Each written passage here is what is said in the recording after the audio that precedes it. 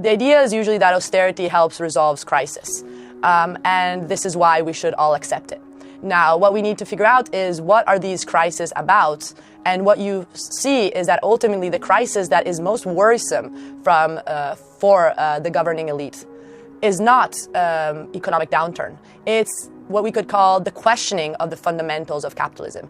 It's forms of existential crisis by which people mobilize and actively start searching for alternatives. This was clear in 1919, 1920, in which the vast majority were actually favorable to overcoming wage relations and private property of the means of production in favor of greater democratic ways of organizing production distribution.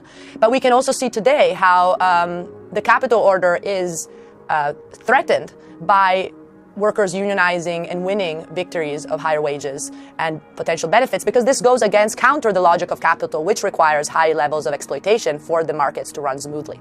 So austerity works very, very purposefully and is not bad policy, cannot be dismissed as bad policy because it serves a functional role, which is the role of recalibrating the class power structure in favor of capital and to the detriment of labor. How? By shifting resources away from people, by making people ever more market dependent, meaning people lose social rights and they have to purchase these rights such as education, health, and many other through money. This means they have to have money in their pockets, which means they have to go and work for any job, even low-paying jobs. This increases the competition between workers and thus ultimately makes us much more in individuals, docile individuals, rather than groups of organized classes that fight for an alternative to capitalism.